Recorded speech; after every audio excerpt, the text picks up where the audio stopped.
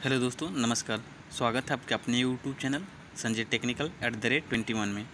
आज की इस वीडियो में हम पुनः 25 महत्वपूर्ण प्रश्नों का डिस्कशन करेंगे, जो कि आपके आने वाले किसी भी टेक्निकल एग्ज़ाम के लिए काफ़ी महत्वपूर्ण होगा। और अगर हम विशेष रूप से बात करें इस सीरीज़ की, तो यह सीरीज़ में हम 2500 क्वेश्चंस को कवर करेंगे जो प्रीवियस ईयर टेक्निकल एग्ज़ाम में, विभिन्न टेक्निकल एग्ज़ाम में पूछे गए हैं। और यह सीरीज़ पिछली बार जो DRDO सेप्टेम्बर 9 का एग्ज़ाम हुआ था, उस एग्ज़ाम में जो भी क्वेश्चन पूछे गए थे मेमोरी बेस्ड, उन क्वेश्चन का कलेक्शन है। और उन सारे क्वेश्चंस को इन वीडियोज़ में हमने शामिल किया है। तो उम्मीद है वीडियो आपको पसंद आएगी और आने वाले आपका जो DRDO का एग्ज़ाम है और इसके साथ ही और भी कई सारे एग्ज़ाम हैं, तो उन सभी एग्ज़ाम में आपके लिए हेल्पफुल होंगे। तो चलिए वीडियो को शुरू करते हैं और देखते हैं आज के प्रश्नों को। आज का हमारा पहला प्रश्न है, सामान्य प्रयोजन के लिए ड्रिल का पॉइंट एंगल 118 डिग्री होता है। यानी कि जो नॉर्मल वर्क होता है, उसके लिए हम ड्रिल का पॉइंट एंगल जो है कितना रखते हैं, तो 118 डिग्री रखते हैं। ठीक है, यह सामान्य क्यों लिखा गया है, क्योंकि ये वेरी करता है अकॉर्डिंग टू मटेरियल। ड्रिल का जो पॉइंट एंगल है, यह आपके मटेरियल के हिसाब से क्या होता है, चेंज होता है। जो सॉफ्ट मटेरियल होता है उसके लिए पॉइंट एंगल अधिक रखा जाता है, जो हार्ड मटेरियल होता है उसके लिए पॉइंट का एंगल क्या कर देता है, कम रखा जाता है। ठीक है, तो चलिए नेक्स्ट देखते हैं सेकेंड नंबर क्वेश्चन का। सेकेंड नंबर क्वेश्चन है, टॉलरेंस की बिलीट्रिम नहीं है, सॉरी, टॉलरेंस की बाइलेटरल।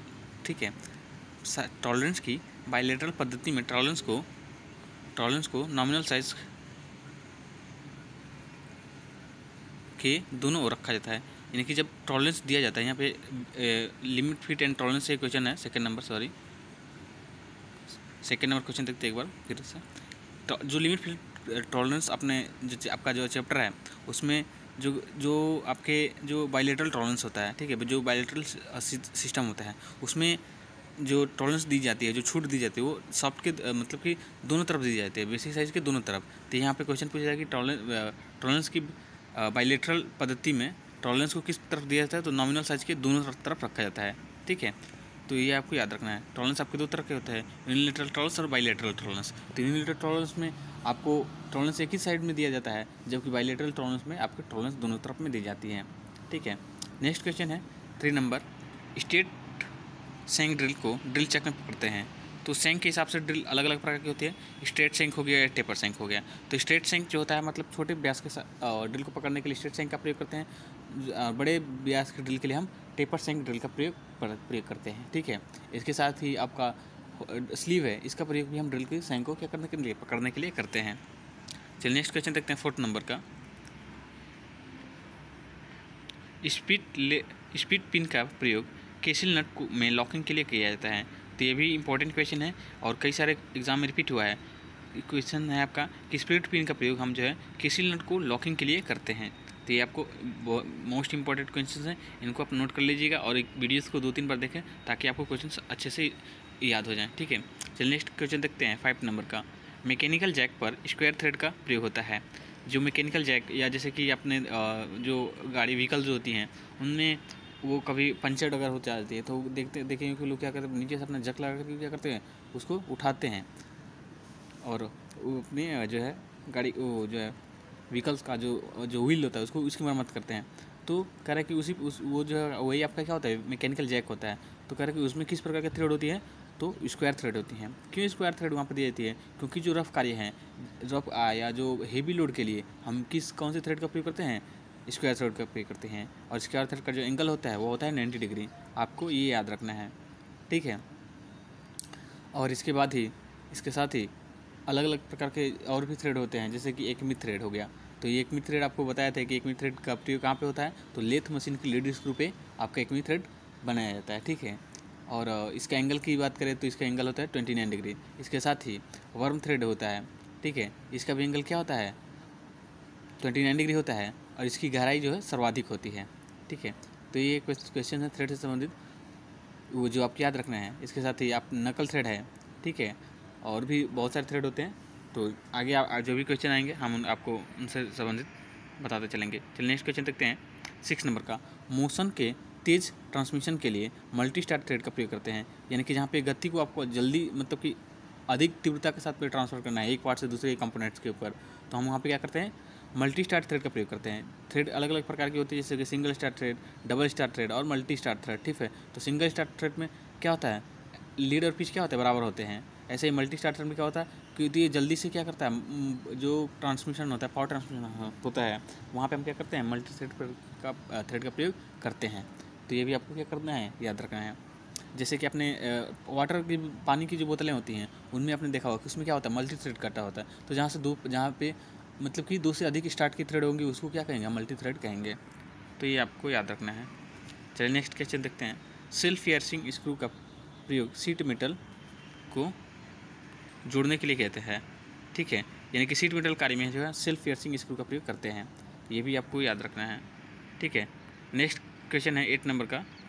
कास्ट आयरन की बॉडी पर नेम प्लेट लगाने के लिए हैमर ड्राइव स्क्रू का प्रयोग करते हैं।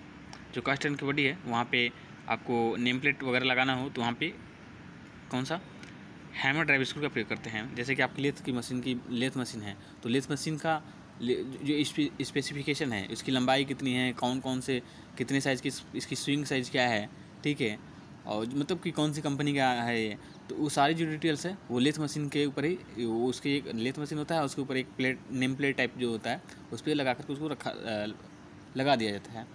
तो वहाँ पे हम क्या करते हैं, उस नेम प्लेट को लगाने के लिए, क्योंकि लेथ मशीन जो कास्ट आयरन की बनी जाती है, तो उस नेम प्लेट को लगाने के लिए हम क्या करते हैं, से जो है हैमर ड्राइव स्क्रू का प्रयोग करते हैं। तो ये भी आपको याद रखना है। चलिए नेक्स्ट क्वेश्चन देखते हैं 9 नंबर का। एल्युमिनियम ऑक्साइड और सिलिकॉन कार्बाइड का प्रयोग लैपिंग में करते हैं।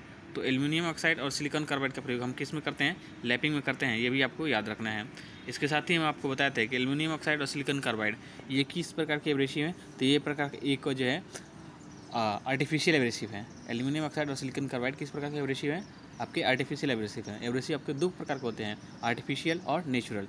तो जो कुछ आपका डायमंड हो गया, कोरंडम हो गया, एमरी हो गया, ये सब के कैसे एब्रेसिव हैं, नेचुरल एब्रेसिव हैं, ठीक है। और सिलिकॉन कार्बाइड हो गया, एल्युमिनियम ऑक्साइड हो गया, ठीक है, ये सब क्या है, आपके आर्टिफिशियल एब्रेसिव है। डायमंड आपका क्या है, ये नेचुरल एब्रेसिव है। ये क्वेश्चन आपसे पूछा जाता है कई सारे एग्जाम में, तो ये आपको याद रखना है। एब्रेसिव का मुख्यतः कार्य क्या होता है, तो यह जो है कटिंग का कार्य करते हैं, ठीक है। जैसे कि ग्राइंडिंग मिल है, उस पर हम क्या करते हैं, एब्रेसिव का प्रयोग करते हैं मेटल को काटने के लिए, ठीक है। तो ये आपको याद रखना है।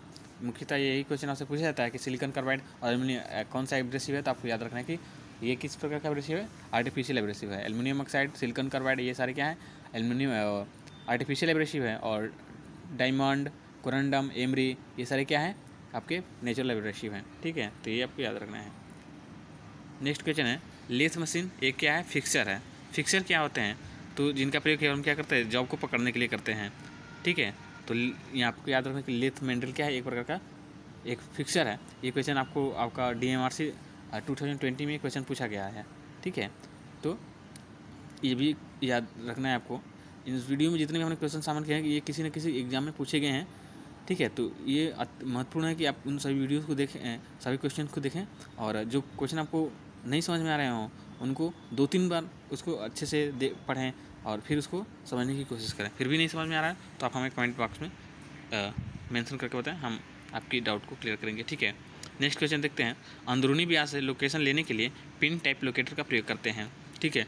जहाँ पे अंदरूनी ब्यास से आपको किसी जॉब की लोकेशन लेनी हो, ठीक है, तो वहाँ पे हम पिन टाइप लोकेटर का प्रयोग करते हैं, ठीक है। इसके साथ ही हम लोकेशन के लिए एक और चीज़ बताए थे कि जो आपका पोस्ट जी होता है, ठीक है। तो पोस्ट जी का प्रयोग क्यों करते हैं, तो पोस्ट जी का प्रयोग करते हैं बोर से लोकेशन लेने के लिए हम पोस्ट जी का प्रयोग करते हैं। तो ये भी क्वेश्चन कई बार सारे एग्जाम में पूछा गया है कि बोर से लोकेशन लेने के लिए कौन से जिग का प्रयोग करते हैं, तो वहाँ पे आपका आंसर होगा पोस्ट जिग, ठीक है। और अंदरूनी ब्यास से लोकेशन लेना हो तो हम पिन टाइप लोकेटर का प्रयोग करते हैं। ये बेसिक डिफरेंट है, आपको याद रखना है, ठीक है। चलिए नेक्स्ट क्वेश्चन देखते हैं 30 नंबर का।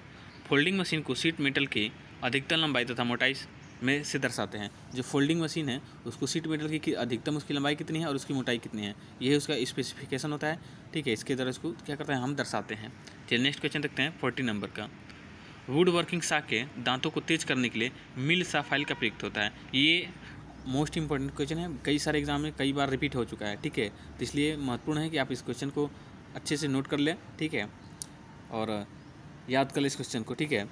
क्वेश्चन है कि वुड वर्किंग सा मतलब कि लकड़ी के जहाँ पे कार्य करने वाले जो सा होते हैं, ठीक है, उनको उनके दांतों जब ब्लंट हो जाते हैं, क्योंकि कोई भी टूल है आप उसको लगातार जब कंटिन्यूसली यूज़ करते हैं बहुत समय तक, तो क्या होते हैं उन ख़राब हो जाते हैं। तो उनको रीशार्पनिंग करने के लिए, ठीक है, हम किसका प्रयोग करते हैं, मिल्सा फाइल का प्रयोग करते हैं। मिल्सा फाइल एक स्पेशल फाइल कैटेगरी में आती हैं, ठीक है।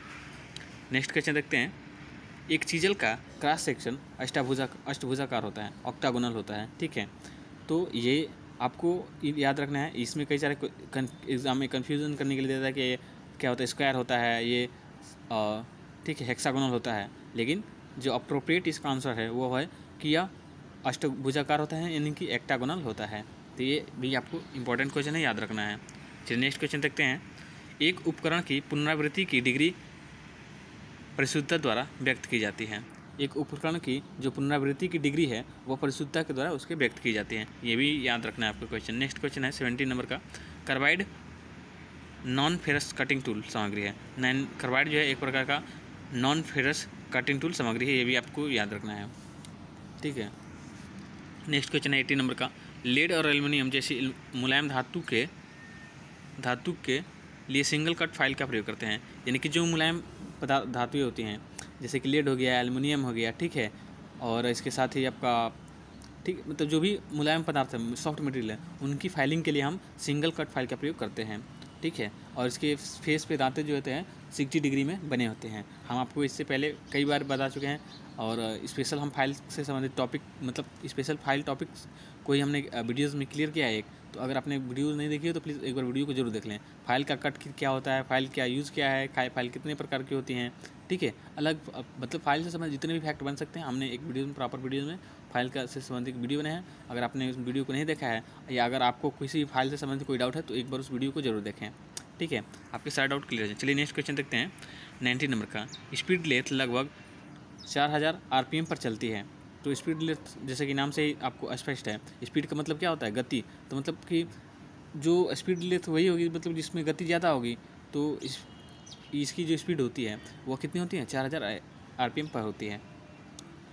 RPM का मतलब होता है रेवोल्यूशन पर मिनट, ठीक है, यानी कि 1 मिनट में लगभग यह 4000 बार क्या हो जाती हैं, घूम जाती है इसकी, ठीक है, स्पिंडल, ठीक है। नेक्स्ट है बोरिंग टूल एक सिंगल पॉइंटेड कटिंग टूल होता है। बोरिंग टूल एक सिंगल पॉइंटेड कटर होता है, ये आपको याद रखना है। नेक्स्ट क्वेश्चन देखते हैं 21 नंबर का।